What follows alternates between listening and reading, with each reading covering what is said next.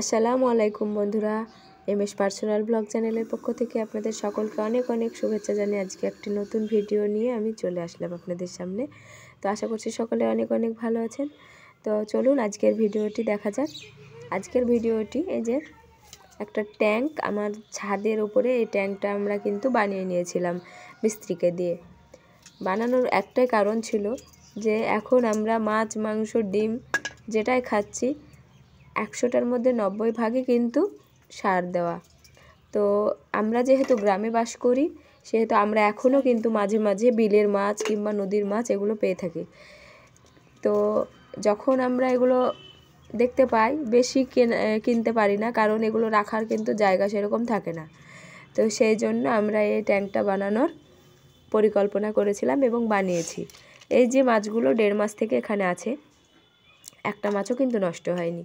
তো আমাদের যখন যখন প্রয়োজন হয় আমরা এখান থেকে উঠিয়ে রান্না করি, বিশেষ করে আমার ছেলে মেয়ের জন্য। কারণ আমরা তো যেটুকু একটু ভালো খাবার খেয়েছি, আমাদের ছেলে মেয়েরা পেট থেকে কিন্তু খারাপ খাবার খেয়ে অভ্যস্ত, বিষাক্ত খাবার খেয়ে। তো সেই জন্য যদি এই মাছটুকুও যদি আমরা একটু ফ্রেশ দিতে পারি। তো যাই হোক, এইরকম ট্যাঙ্ক যদি আপনারা বাড়িতে বানাতে চান তো অবশ্যই এই ছোট মাছ দেখছেন, জিওল মাছ কিংবা অন্যান্য মাছ, সেগুলোর জন্য এইরকম ছোট ছোট বাঁশের টুকরো দিয়ে রাখবেন। কারণ ওরা খেলাধুলা করে এবং এর মধ্যে কিন্তু ঢুকে বসে থাকতে পছন্দ করে। তো আমরা তেলাপিয়া মাছ কিনেছিলাম কটা আজকে, সেগুলো আমরা এখানে ছেড়ে দিলাম আজকে। দেখা যাক মাছগুলো কেমন সুস্থ থাকছে। একটি মাছ কিন্তু এই যে দেখছেন, ও টিকবে কি সন্দেহ, তো দেখা যাক। আর তার সাথে একটা কিন্তু ফলি মাছও আছে।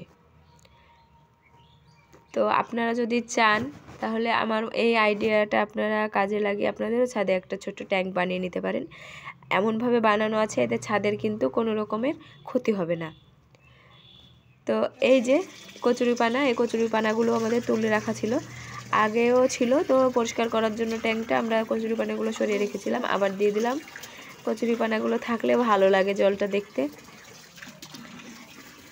তো এই যে মাছগুলো সবই খেলা করছে, এবার ফলি মাছটাও ছেড়ে দেওয়া হলো। ফলি মাছটাও কিন্তু খুব টনটনে সুন্দর ঘুরে বেড়াচ্ছে। তো বন্ধুরা, আমার এই আইডিয়াটা আপনাদের কেমন লেগেছে, ভালো লাগলে অবশ্যই আমার কমেন্ট করে জানাবেন। আর আমার চ্যানেলটিকে সাবস্ক্রাইব করতে একদমই ভুলবেন না। তো সবাই অনেক অনেক ভালো থাকবেন, ধন্যবাদ।